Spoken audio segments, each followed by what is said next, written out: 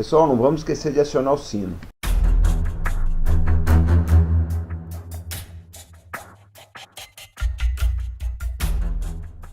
Olá, combatentes do canal Arte da Guerra. No vídeo de hoje, como foi prometido, nós vamos fazer uma análise do documento da CIA recentemente liberado, segundo o qual o presidente do Brasil em 1974, o general Ernesto Geisel, teria dado autorização tácita para que o Centro de Informações do Exército eliminasse subversivos perigosos durante o regime militar. Mas antes de passar o documento propriamente dito, eu preciso estabelecer o que estava acontecendo na época. Nós temos que contextualizar o momento que o país vivia e os propósitos da administração Geisel. Ernesto Geisel, que nasceu em 1907 no Rio Grande do Sul, talvez tenha sido o presidente mais enigmático da história do regime militar brasileiro. Ele participou do movimento de março de 1964, já como general. E aqui vocês veem ele com o presidente Castelo Branco. Geisel foi chefe da Casa Militar do governo Castelo Branco. Aí ele sairia para o Superior Tribunal Militar e depois para a Petrobras. Já estava na reserva quando foi convocado pelo presidente Médici para ser presidente da República. Ele assume em março de 1974. E vocês veem uma foto da posse dele. Juntamente com o seu chefe da Casa Militar, o general Golbery Couto e Silva, Geisel planejava um retorno do país à democracia através de uma transição lenta, gradual e segura. Sua ambição política, porém, era mais fácil de falar do que de fazer, porque o país acabara de sair de um período de insegurança com diversos atentados políticos. Aí vocês veem um almirante que morreu no atentado à bomba no aeroporto de Guararapes, no Recife, e enfrentava uma guerrilha rural na região do Araguaia, no sul do Pará. E em 1974, essa guerrilha já estava no fim, mas ainda havia seus focos. É nesse contexto que se insere esse documento que a CIA apresentou a respeito de uma reunião que teria acontecido no dia 30 de março de 1974, 15 dias após a posse do general Ernesto Geisel como presidente da República. Nesta reunião estariam presentes, além do presidente Geisel, o ministro-chefe do Serviço Nacional de Informações, SNI, o general João Batista de Oliveira Figueiredo, que depois seria presidente da República, sucessor de Geisel. Um dos dois estariam o general Milton Tavares, que estava deixando o comando do CIE, Centro de Informação do Exército, e o general Confúcio Danton de Paula Avelino, que estava assumindo o CIE.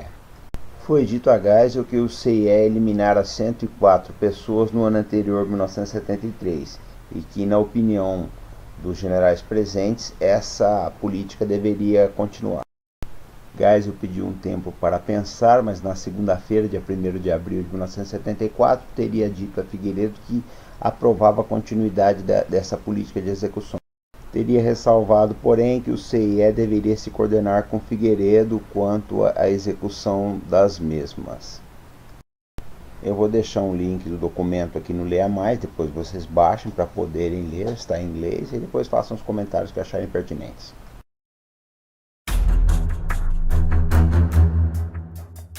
O primeiro obstáculo que nós encontramos na análise aí é que o documento não menciona a fonte. Então nós não sabemos quem foi que passou isso aí para a CIA. Dado o fato de que você não tem, né, uma fonte para analisar a idoneidade da mesma, motivação, posicionamento, se essa pessoa estaria ali no mesmo dia, fica muito difícil constatar a veracidade do mesmo. Por que eu digo isso? O pessoal vai dizer, o documento é da CIA, tudo bem, mas a CIA errou várias vezes. Eles erraram no caso das armas de destruição em massa do Iraque de Saddam Hussein, erraram na avaliação da Baía dos Porcos, tá? Eles têm várias análises aí bem equivocadas, então não dá para dizer que a CIA é extremamente confiável. Esse é William Colby, diretor da CIA na época dos fatos. O Colby teve uma gestão meio controversa na CIA, por quê? Foi durante o mandato dele que os Estados Unidos perderam o Vietnã. Também foi na gestão de Colby que a CIA conduziu a famosa Operação Fênix no Vietnã.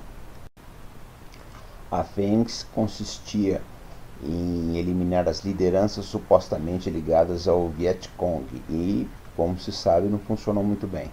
No final das contas, o presidente Ford, que vocês veem aqui à esquerda do vídeo, acabou substituindo Colby por George Bush, que é pai do George W. Bush. Esse Bush, que está aqui à direita do vídeo, depois se tornaria presidente também dos Estados Unidos. Aliás, é uma coisa interessante, né? Porque muita gente que está batendo palmas, uivando, fazendo tudo por esse documento da CIA, são pessoas que uma semana atrás viviam olhando, não, porque a CIA isso, a CIA planejou isso, a CIA disse isso, a CIA é responsável por isso, por aquilo. Eu acho que nós temos que ter, gente, não pode ter dois pesos e duas medidas, não é? Então, a CIA só é confiável quando ela fala a seu favor. Se ela falar contra, não dá. Então, eu acho que já começa a ficar uma coisa meio nebulosa aí. Veja bem, não estou desconstruindo a autenticidade desse documento. Estamos apenas questionando. Quem vai dar o veredito é o assinante individual. Ele assiste aqui, ele julga conforme aquilo que ele achar que é a verdade para cada um. Eu falo sempre uma coisa aqui no canal, gente. Nós não vemos o mundo do jeito que ele é. Nós vemos o mundo segundo aquilo que nós somos. Sendo que tem uma outra coisa que nós temos que levar em consideração, né? O que está sendo colocado no site americano é a transcrição do documento, não existe o documento original. Então, gente, está muito telefone sem fio essa história. Aconteceu uma reunião, alguém disse que aconteceu, que nós não sabemos quem é que disse, aí virou um documento, que nós não vimos o documento, existe uma transcrição. Essa transcrição, que é parte do documento oficial, que é o relato de alguém que nós não sabemos quem é, vem a público, então é muito complicado, né? Todo mundo malha assim o tempo todo, mas agora essa coisa, esse extrato de uma coisa que alguém ouviu falar, que ninguém sabe quem é, a gente está dando uma credibilidade total. Eu acho meio complicado isso, eu acho que isso tem que ser melhor avaliado, tem que ser oficiado, o governo americano, no sentido de fornecer mais dados, no sentido de fornecer os documentos oficiais e principalmente no sentido de revelar quem era a fonte. Bom, como vocês podem ver por esse quadro aí, as relações entre o Geisel e o governo americano não foram muito tranquilas. Em 1975, os americanos suspendem o fornecimento de urânio e o Geisel apela para a Alemanha. Depois tem problema também que eles passam a apoiar a causa dos palestinos, tá? E a guinada africana, quando eles passam a apoiar a independência dos países africanos, aí, principalmente de língua portuguesa, que contraria bastante a política dos americanos. Como se não bastasse tudo isso, o Geisel também denunciou o tratado de assistência militar que o Brasil tinha com os Estados Unidos desde 1952.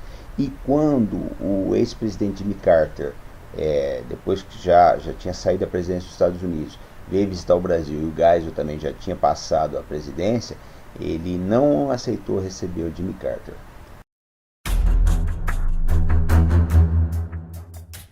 Em agosto de 1975, comandava o 2º Exército em São Paulo o general Edinardo Dávila Melo. O Edinardo era um general da linha dura e deixava os órgãos da repressão atuarem à vontade no 2º Exército. Em agosto de 1975, o tenente José Ferreira de Almeida, da Polícia Militar, aparece enforcado numa cela do DOI-CODE. Em outubro do mesmo ano, o jornalista Vladimir Herzog, da TV Cultura, que havia sido chamado para depor no DOI-CODE, também aparece enforcado na sua cela. Nessa ocasião, Geisel teria feito uma advertência ao general Edinardo. Finalmente, a gota d'água acontece em janeiro de 1976, 3 meses depois da morte de Herzog, quando o operário Manuel Fiel Filho aparece morto na cela nas mesmas circunstâncias. Dessa vez não houve perdão. Geisel demitiu o general Edinardo 2 dias depois do suposto suicídio do operário Manuel Fiel Filho. Em seguida à demissão do general Ávila, alguns generais emitiram um documento expressando a preocupação do alto comando do Exército quanto ao recrudescimento da subversão. Era um alerta para Geisel.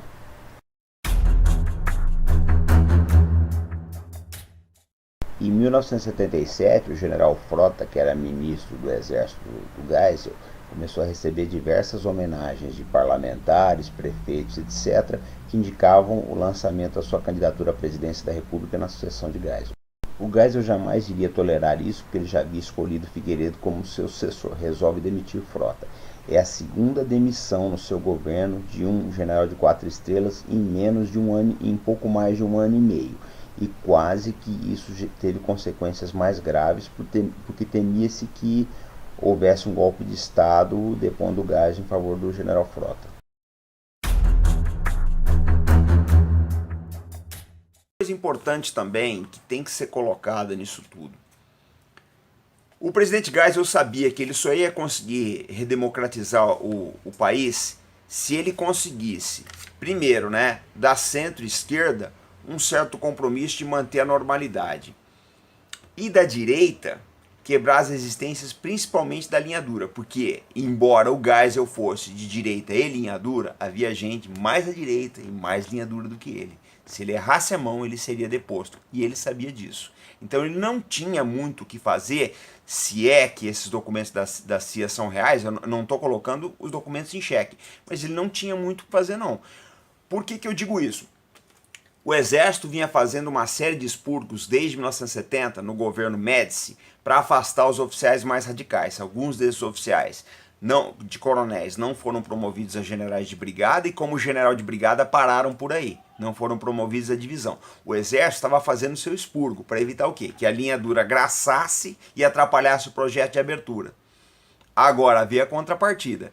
Você pode refrear o Exército. O Exército é uma instituição legalista, é muito fácil. Você refreá-lo, é só você não promover quem pensa contra a linha institucional. Só que você não consegue refrear o subversivo. Você não pode chegar para ele e falar: fulano, se você parar de jogar bombas, se você não parar de matar policiais, se você não parar de explodir guaretas, que nem aconteceu aqui em São Paulo, eu não vou te promover, não tem como fazer isso. Então foi-se para embates, tá? O fato é que o contexto em que esse documento se deu, ainda havia focos guerrilheiros no Araguaia. Estava no final, mas eles ainda estavam acontecendo. Bom, gente, tem pessoas aí que colocam a coisa como se tudo fosse responsabilidade do Geisel e como ele poderia impedir determinadas coisas. Eu acho isso uma balela e vou explicar por quê. Quem fala isso geralmente nunca comandou nada. Você não chefia uma coisa sozinho, você sempre tem eventos paralelos, entidades paralelas e poderes paralelos que podem interferir naquilo que você vai fazer. O que eu quero dizer para vocês é o seguinte: o Geisel ele estava imprensado ali. Se ele errasse a mão, a linha dura derrubava ele, como tentaram em outubro de 1977. Eu já fiz um vídeo aqui falando disso. Tá? E se ele fosse derrubado, ia vir um pessoal mais linha dura que ele. Aí talvez, em vez desses 80, 90 mortos que nós tivemos a partir dessa suposta determinação do Geisel, nós tivéssemos alguns milhares, como aconteceu no Chile e na Argentina.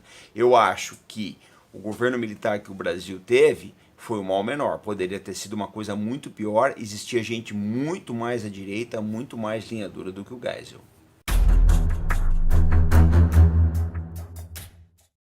O ato institucional número 5 vigorou durante 10 anos no país e dava poderes absolutos ao presidente da República. Graças a Geisel, no dia 1º de janeiro de 1979, o país amanhece e começa um novo ano sem as amarras do AI-5. Geisel via no general João Batista de Oliveira Figueiredo o seu sucessor ideal e teve que fazer verdadeiros milagres com o almanaque do Exército no sentido de propiciar uma promoção a general de 4 estrelas para o Figueiredo em tempo de sincronizá-la com a sua sucessão. Ele enfrentou muitas dificuldades e muitas resistências de generais mais antigos, mas conseguiu. Houve uma verdadeira costura política entre a linha dura do Exército para que se aceitasse o nome de Tancredo Neves como sucessor do general João Figueiredo na presidência da República. Geisel foi um dos fiadores desse acordo político aí que viabilizaram a transição democrática. Finalmente, um detalhe de só menos importância, mas é bom que se pense. Esse dia 30 de março de 1974, onde teria acontecido essa reunião, caiu num sábado. Não era muito comum que o general Geisel trabalhasse nos sábados em Brasília, né? Normalmente ele tirava sextas-feiras para fazer viagens de oficiais pelo país e no sábado tirava algum descanso, mas ela pode ter acontecido, mas enfim, é bom que se cite esse detalhe. Bom, gente, os assinantes que já são mais assíduos do canal, sabe que nós gostamos aqui de matar a cobra e exibir o porrete, né? Então nós vamos mostrar alguns dos livros que foram usados na pesquisa de hoje para esse vídeo. Esse aqui do Bernardo Kucinski, tá? Que conta a história da abertura no Brasil. Esse outro aqui, que é a posse do general Figueiredo, em que vai se narrando, né, toda principalmente a saga do Geisel para fazer o Figueiredo presidente, porque não foi fácil. Ele precisou contornar muitas resistências, foi trabalhoso. Esse dossiê Geisel aqui, tá? Do Celso Castro e Maria Celina de Araújo, muito bom. Ideais Traídos, que eu já usei em outro vídeo, que é a biografia do General Frota, o homem que queria suceder o Geisel, mas acabou não dando muito certo. Esse aqui também, crônica dos anos Geisel, que mostra o que foi o governo dele, né? É muito importante para vocês entenderem a trajetória do presidente. Esse aqui, a Segunda Guerra, a sucessão de Geisel. Eu já falei para vocês, não foi fácil fazer o presidente Figueiredo, fazer do general Figueiredo presidente da República do Brasil. Por que eu falo isso? E por que foi o Figueiredo? Porque o Geisel achava, no entender dele, né, que o Figueiredo seria o único oficial da época, daquela faixa de antiguidade, capaz de levar para frente o projeto de abertura que eles tinham. Esse outro também é escrito pelo Armando Falcão, que foi ministro da Justiça do presidente Geisel. Tem esse aqui, Março, né, Geisel e a Revolução Brasileira. Então, conta principalmente aí como foram os fatos em 1964, que o Geisel teve uma participação muito importante, haja visto que ele foi ministro da Casa Militar do presidente Castelo Branco. Agora, gente, esse aqui eu indico para todo mundo, eu já li umas 3 vezes, foi a entrevista mais completa que o general Geisel deu, tá? Então é também da Maria Celina de Araújo, o Celso Castro. Então ele conta toda a vida dele, é uma aula de Brasil, a história do Brasil, porque ele esteve nos movimentos de 1930, 1932, 1945, 1955, 1964 e na tentativa de derrubá-lo em 1977, e depois como ele fez o general Figueiredo, seu sucessor. É uma aula de Brasil, foi um dos melhores livros que eu li, contando a história recente do nosso país. E finalmente, o volume 3, né, das Ilusões Armadas, do Hélio Gaspari, né, A Ditadura Derrotada, que ele conta esses episódios aí e algumas reuniões do gabinete. São 5 volumes, eu aconselho a ler todos, mas quem quiser saber mais sobre o general Geisel, o presidente Geisel, é ler o volume 3 e o volume 4. Mas eu acho o seguinte, quem lê o 3 e o 4 vai querer ler a coleção toda, porque o Hélio Gaspari fez uma obra maravilhosa, eu gosto muito, já li 2 vezes. Bom, gente, já que nós estamos citando fontes, eu quero mostrar para vocês uma revista que saiu aqui essa semana. Nós estamos falando de fontes, então essa revista aqui, a capa é o Cônsul Português, essa revista menciona o presidente Geisel. Mas é aquilo, é o problema, né, da gente usar determinadas fontes. Eles citam aqui, por exemplo, que filho primogênito do alemão August Wilhelm. O Geisel não era filho primogênito, ele não era o irmão mais velho. Depois citam também que ele teria influenciado na promoção do irmão dele, Orlando. Ele não tinha como, o Orlando era mais antigo que o Geisel, o Orlando entrou primeiro do que o Geisel. O Geisel já estava na reserva, o Orlando era ministro do exército do presidente Médici. Então são umas coisas, fica difícil, né? Fica difícil a gente se ater, né, nessas publicações. Por quê? Porque o pessoal não tem o apreço à história, aos fatos, à veracidade. Eu não digo nem a preciosismo, mas isso não é um preciosismo. Isso é uma coisa importantíssima, ele jamais influenciou a promoção do irmão dele, porque o irmão era mais antigo, você não influencia nas Forças Armadas promoção de gente que está acima de você, né? Então, eu acho assim um descuido enorme, o negócio tinha que ser recolhido isso daí, não tem condições da gente usar essas fontes, pessoal. E eu acho que é uma coisa que vocês têm que atentar muito nesses vídeos, nessas produções que vocês veem por aí. O pessoal usa umas fontes de baixíssima confiabilidade. Bom, pessoal, esse foi o nosso vídeo de hoje. Eu acho que deu para concluir que o presidente, se é que essa reunião aconteceu, se foi nesses modos, eu não sei, não tenho motivos para duvidar da CIA também, nem para acreditar em tudo que estão me dizendo, tá? Mas eu acho que mesmo que tenha sido ipsis literis, da maneira como estão descrevendo, isso não descredencia a obra do presidente Geisel, tá? Ele fez muita coisa por esse país, eu acho que foi um dos maiores homens públicos da história recente do Brasil. O Brasil, ele teve sorte até hoje, teve excelentes homens públicos, e se fizer uma short list dos 5 maiores do Brasil, eu tenho certeza que o presidente Geisel vai estar nela. Então eu sou suspeito para falar, eu tenho essa coleção aí dele, eu comprei há pouco tempo atrás uma coleção de um aficionado da história do presidente Geisel, eu comprei a coleção toda dele, tá? E eu penso assim, que foi uma pessoa, ele fez o que ele podia fazer, Talvez ele não tenha feito aquilo que ele queria fazer, mas era impossível também fazer o que se pretendia. Ele fez o que dava para fazer. Ele estava acuado entre a linha dura, tá, e a necessidade de redemocratizar o país. Se ele fosse muito rápido com a carruagem, a linha dura ia derrubá-lo. Se fosse muito devagar também, a redemocratização não ia sair, tá? E a situação não poderia permanecer como estava. Então eu acho que tem que ser bastante analisado, a história não pode ser vista com as paixões do momento. É muito recente ainda para nós fazermos uma análise do que foram os anos Geisel, porque tem 22 anos agora, ele faleceu em 1996. 22 anos do falecimento, e o ano que vem vão completar 40 anos que ele deixou o poder. O mandato dele acabou em 1979, então é muito recente. Dizem que uma vez perguntaram para o chinês, né, o premier do Mao, o Xu Enlai, perguntaram para ele o que ele achava da Revolução Francesa. Ele disse o seguinte: é muito cedo ainda para dizer isso. Isso foi em 1970, já tinha 200 anos a Revolução Francesa. Então 200 anos da história de um país não é nada, 40 anos menos ainda. Então esse foi o nosso vídeo de hoje, pessoal. Nós continuamos aqui sempre reiterando o nosso compromisso de responsabilidade, compromisso, fé nesse Brasil. Esse país é maravilhoso, tá? E dizendo para vocês que nós devemos voltar aí com mais vídeos aí dessa história da CIA à medida que documentos forem sendo liberados. E amanhã, tá, tem mais perguntas e respostas sobre esse conflito entre Israel e o Irã. Então envie as perguntas para a gente aqui no canal, que nós vamos trabalhar isso aí. Pode ser que a sua pergunta seja escolhida para nós respondermos aqui no vídeo, tá ok?